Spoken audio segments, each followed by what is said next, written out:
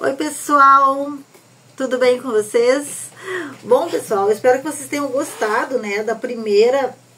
Que isso? As minhas gatas brigando.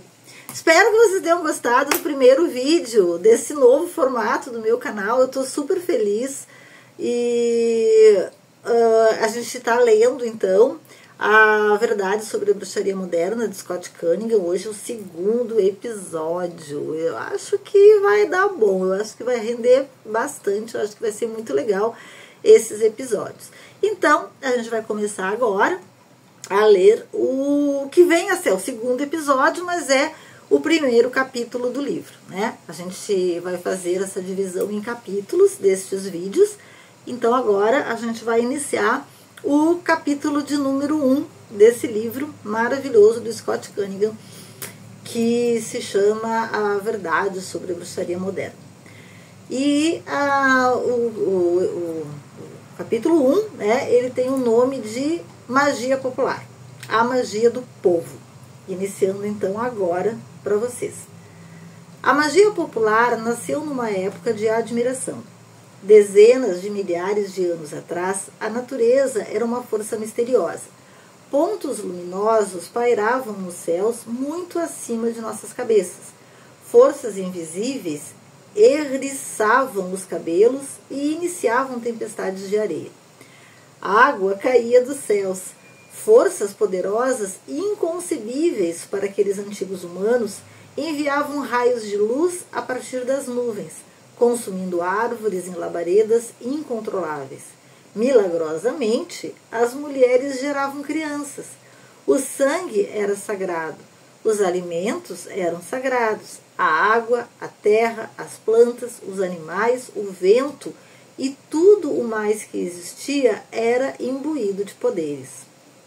A magia, assim como as religiões e a ciência, surgiram dos atos dos primeiros humanos que tentavam compreender, contatar e assumir algum controle sobre essas forças.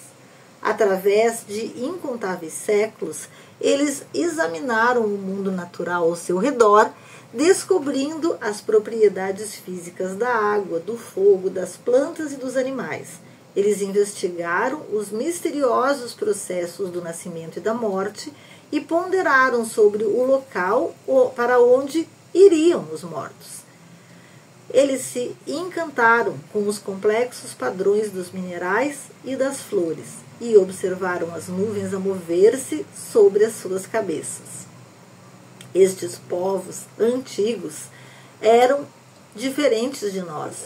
Viviam na natureza e com a natureza. Viviam na natureza e com a natureza, dependendo dela para tirar o seu sustento, assim como para a proteção contra ameaças humanas e de outros animais. Quando colhiam grãos silvestres como alimento, aspiravam o rico perfume das flores ou coletavam cintilantes conchas na beira do oceano.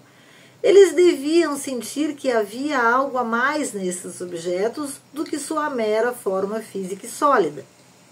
Livres de qualquer doutrina materialista, suas mentes primitivas exploravam o mundo e descobriram um indescritível algo presente em todos os objetos e seres. Em objetos inanimados, a cor, a forma, o tamanho e o peso podiam ser considerados indícios de suas características não físicas. O local onde um determinado objeto era encontrado, ao lado de riachos, no topo de montanhas ou nas profundezas do solo, também podia servir de indicador para o tipo de energia a ser encontrado em seu interior. Os poderes, aparentemente em ação sobre os seres humanos, possuíam uma incrível diversidade. Um homem de grande bondade irradiava energia diferente da de um outro inclinado à violência. A energia de um indivíduo forte e saudável era igualmente forte e saudável, ao passo que os adoentados possuíam reservas menores de uma qualidade inferior. De energia, no caso, ele está falando. Até mesmo os ossos dos mortos, bem como seus pertences pessoais, quando existissem, eram também considerados portadores de uma forma de energia. Consequentemente, os rituais foram desenvolvidos como um meio de contatar e utilizar a energia presente nos humanos, bem como as do mundo natural. Como, por que e onde isso ocorreu é irrelevante. O que importa é que este passo assimilou o surgimento da magia e da religião. Sim, religião. Especula-se atualmente que os humanos mais antigos possuíam uma determinada forma de reverência espiritual. Eles certamente praticavam magia e, em tempos mais remotos, ambas eram intimamente ligadas, como nós vamos ver no capítulo 5. Certos objetos, apreciados por suas energias, eram provavelmente utilizados para fins específicos. O âmbar, que em verdade não é um mineral, mas sim a fossilização da resina do pinheiro, pode ter sido um dos primeiros materiais utilizados com finalidades mágicas. Imagens de ursos e entalhes geométricos em âmbar, geralmente perfurados para utilização como pingentes e adornos, aparentemente eram usados como instrumentos de proteção ou para assegurar a caça nas eras mais primitivas. Pedaços de ferro meteórico deviam ser encarados com estupefação, especialmente se a queda de um meteoro fosse testemunhada.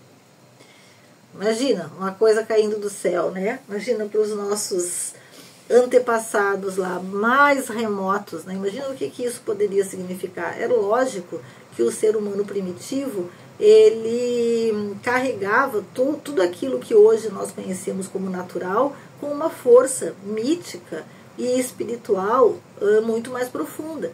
Para eles, né, pessoal, tudo era deuses e deusas.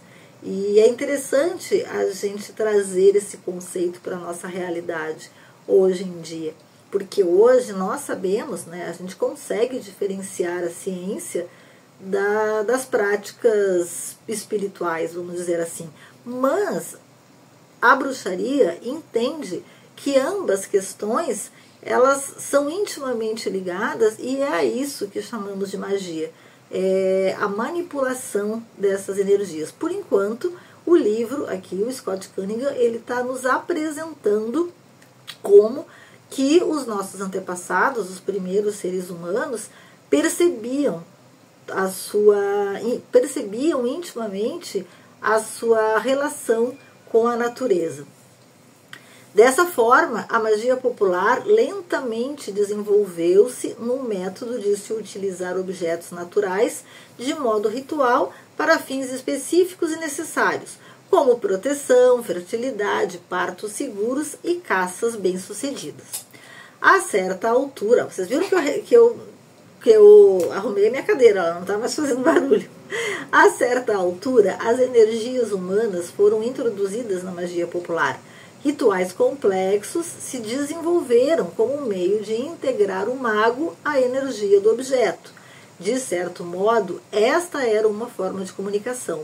Gestos, ritmos, danças, posturas rituais e, posteriormente, plantas alucinógenas eram utilizadas para unir adequadamente a energia humana à dos objetos apreciados.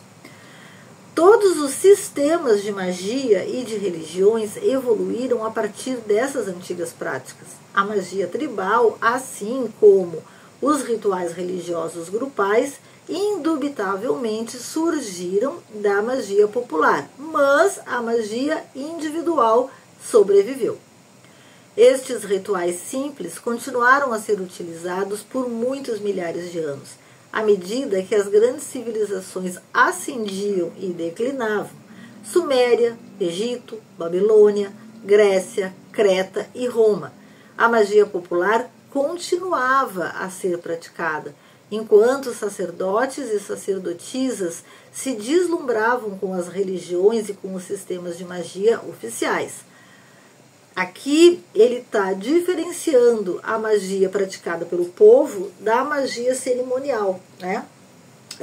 que foi posteriormente intitulada como a religião oficial, mas a gente vai ver isso mais para frente. Foi então que uma nova religião organizada, surgida no Oriente Médio após a morte de um profeta judeu, exercitou o seu crescente poder político. Obviamente ele está falando do cristianismo. A conversão oficial do Império Romano ao cristianismo por volta do ano 325 da Era Comum disseminou o cristianismo pelo mundo ocidental. À medida que país após país era convertido, muitos dos antigos modos da magia popular foram esquecidos, a miúde sobre ameaças de prisão e morte. É importante também a gente falar sobre isso. Alguns povos, relutantes em abandonar rituais milenares, alternavam-os levemente para agradar a nova religião. Então, né, faziam aquelas pequenas mudanças para que o povo começou a adaptar as suas práticas pagãs à religião oficial, que era o cristianismo. Então, mudava um nomezinho ali, mudava uma coisinha aqui, mas a modo de conseguir permanecer com as suas práticas religiosas, agradando seus deuses, mas sem precisar morrer por causa disso, né? A magia que não pudesse ser ao menos vagamente adequada era praticada em segredo. Os dias dos velhos encantamentos e magias europeus, como parte da vida cotidiana, estavam encerrados. Os líderes da nova religião, determinados a exercer controle absoluto sobre todos os aspectos da vida humana, buscaram reprimir crimes, como prever o futuro, curas psíquicas, criação de amuletos de proteção e talismã para atrair amor e tudo o mais que não se enquadrasse nas crenças de sua religião, por todo o mundo conhecido como magia popular, tornou-se uma memória fugidia, algo bem longínquo e quase esquecido. À medida que as cenas de massacres religiosos praticadas em nome de Deus tornaram-se lugar comum, obviamente, né, as pessoas começaram a sentir medo. Eu também sentiria medo de fazer a minha prática religiosa e de acabar numa fogueira, né? Então, vamos fazer isso da forma mais escondida possível, e de tanto ser escondida, foi se perdendo até finalizar por completo, né? Ou não, né? Pouco depois veio o advento do questionamento científico moderno. Enquanto os horrores da perseguição aos bruxos na Idade Média e no Renascimento desapareciam, os humanos passaram a investigar a natureza sobre outra luz. O magnetismo, a medicina e a cirurgia, a matemática, a astronomia foram decodificados e transportados do reino da superstição para a ciência. Eu tenho para mim que sempre foi ciência, né? Então, os bruxos e as bruxas da antiguidade sabiam que era ciência. Eles tinham o conhecimento da astronomia, eles tinham o conhecimento da medicina, eles só davam outro nome, né? E aqui a gente vai ter também a questão do próprio patriarcado, né? Onde se substituiu o conhecimento milenar de ervas, plantas, parto e cura de doenças no geral, que basicamente eram um domínio feminino, para a medicina tradicional, e que acabou, né, durante milhares de anos sendo dominada por homens, né? A gente sabe que a partir do momento em que se colocou, por exemplo, a medicina de ervas, né, o parto humanizado, natural, que as parteiras faziam, como algo supersticioso, negativo, incômodo e errado, e passou-se a se utilizar daquilo para dentro de uma universidade, e ao mesmo tempo que as mulheres não eram bem vistas, não eram aceitas dentro da universidade, e que medicina era algo praticado exclusivamente por homens, a gente percebe aí um total apagamento das medicinas anteriores à medicina tradicional, né, que a gente tem hoje. Não sei se eu me expliquei muito bem aqui no que eu quis dizer, mas eu só quis fazer um paralelo, né, entre a medicina anterior, a medicina praticada por mulheres, e a medicina tradicional. Isso aqui, né, a gente está falando lá do início da medicina, assim, logo no Renascimento, pós-Idade Média, as primeiras universidades.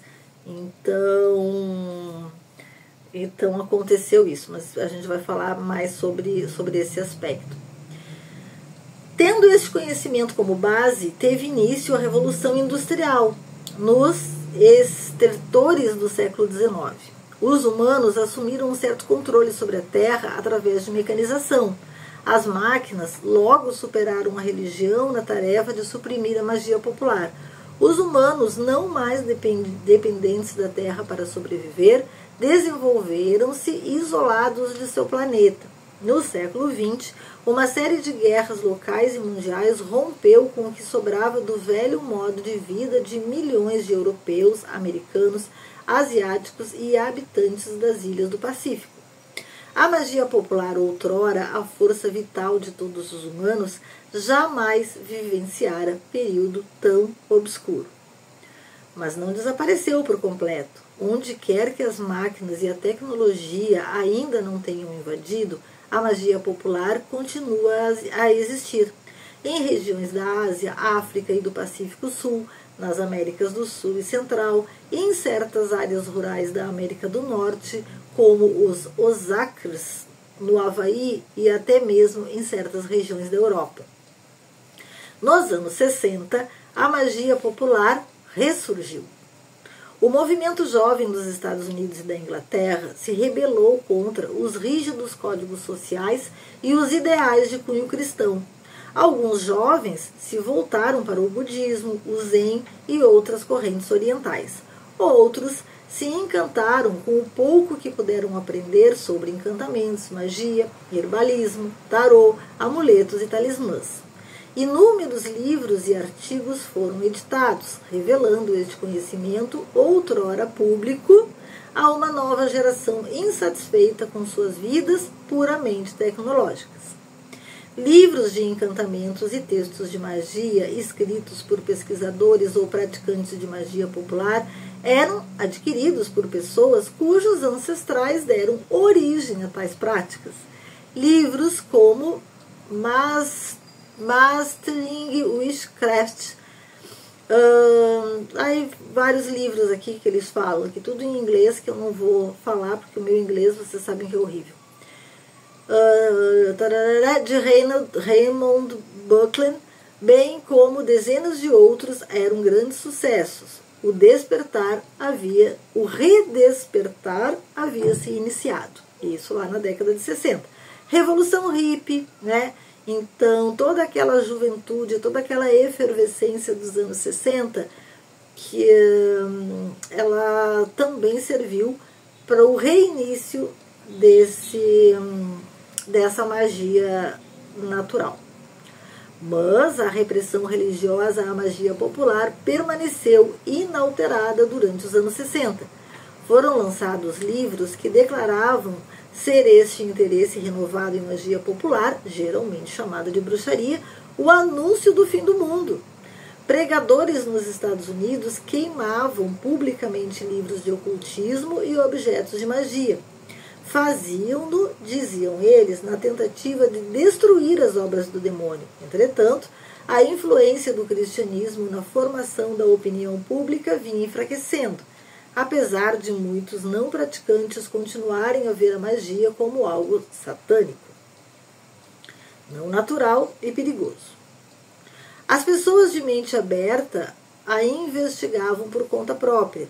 Alguns tornavam-se praticantes apaixonados, encontrando na magia popular um elo com seus ancestrais e um sentido de poder pessoal. Atualmente, anos 80, 90, tá? O ressurgimento, iniciado no fim dos anos 60, produziu uma geração de indivíduos conscientes. Muitos destes magos populares envolveram-se também em canalização, cura psíquica, medicina herbal, perda dos sentidos, consciência holística, trabalhos com cristais, vegetarianismo, programação neurolinguística, meditação e ensinamentos orientais. Vocês vejam que tudo isso que hoje a gente propaga, né, como uma nova medicina, ainda bem, teve o seu início lá nos anos 60. Isso, além de um grande impulso por parte da mídia, produziu o movimento da nova era, conhecido como New Age. Como resposta ao interesse crescente em magia popular e uma espiritualidade não cristã e ao declínio do poder social cristão, a religião ortodoxa voltou suas armas de propaganda para essa nova onda de magia popular, prevendo novamente que estes são os últimos dias de nosso planeta. Inclui essa pequena e imensamente resumida história da magia popular na Europa, incluir essa pequena e imensamente resumida história da magia popular na Europa e nos Estados Unidos, para assinalar que não se trata de algo novo. Tem estado entre nós praticamente desde o nosso surgimento na Terra. O que é uma realidade é o que exploraremos nos próximos capítulos, mas o que não é quase tão importante quanto o que é. Então, o Scott Cunningham vai, durante todo o livro, pelo que eu estou vendo, traçando esse paralelo do que é de fato a bruxaria e do que popularmente as pessoas, né, as pessoas não informadas, propagam sobre a bruxaria. Então, ele vai colocando a situação como ela é dita e vai trazendo, né, à luz, o que realmente é.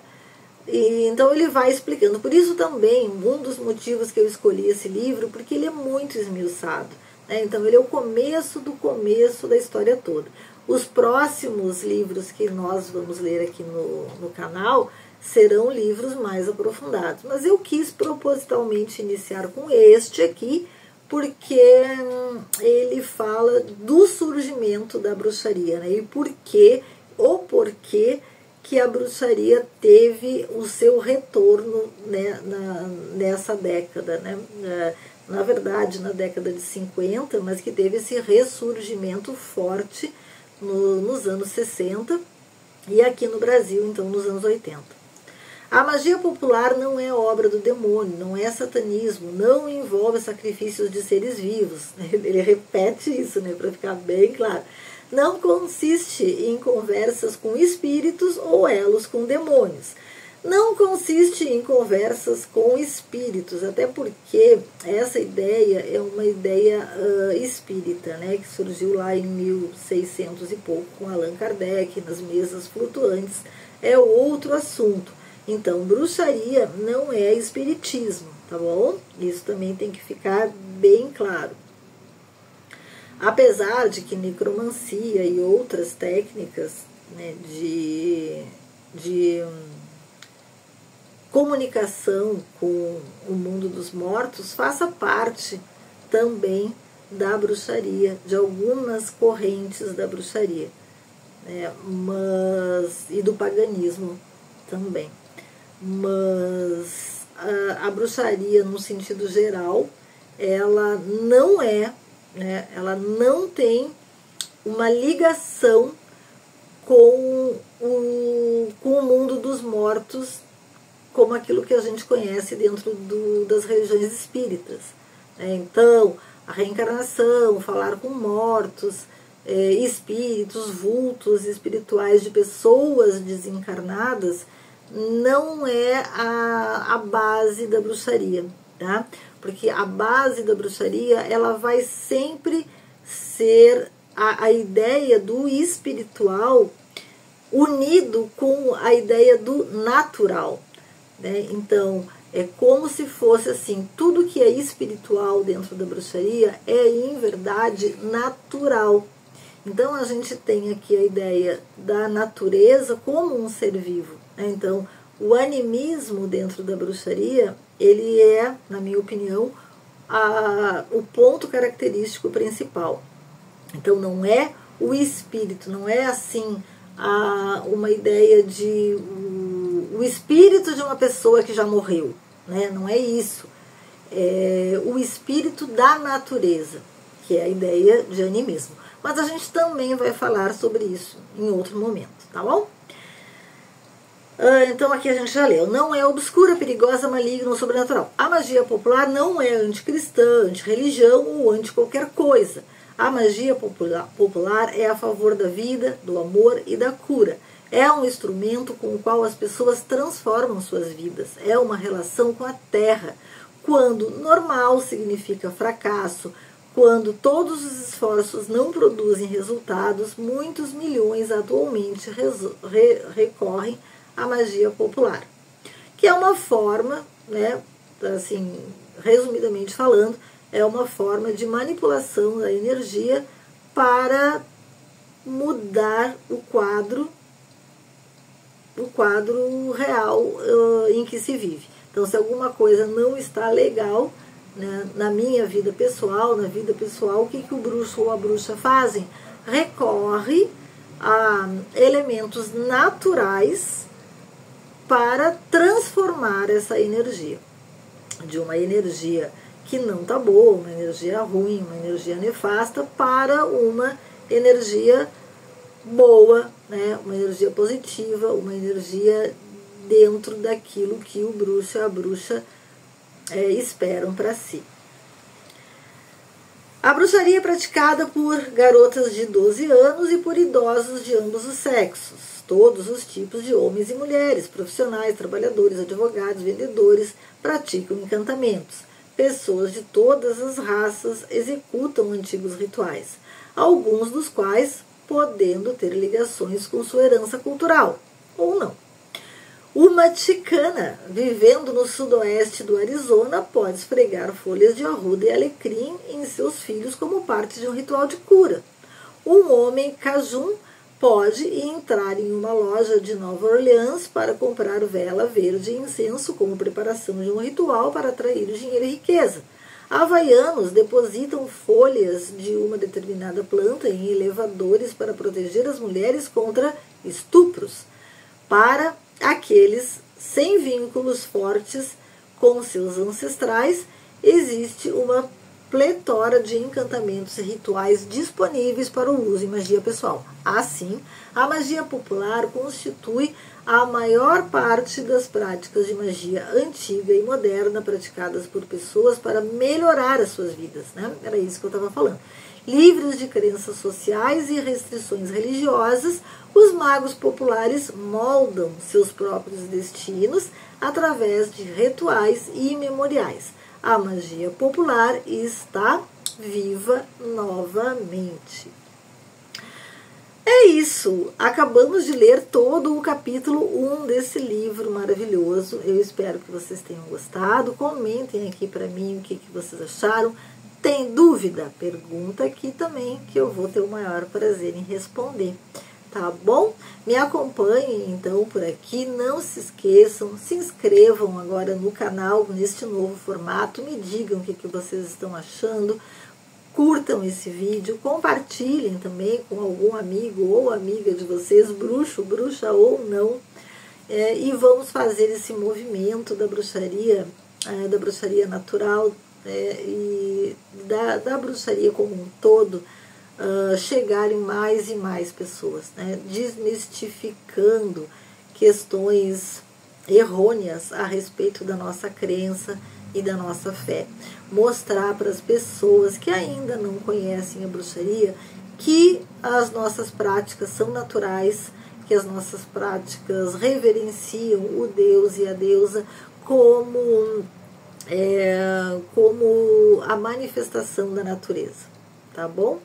Todos nós temos dentro de nós a centelha divina, o Deus e a deusa moram dentro de cada um de nós, assim como moram, né, entre aspas, também em todas as manifestações da natureza. Então a gente tem a obrigação de respeitar a natureza como quem respeita e ama o seu próprio Deus e a sua própria deusa.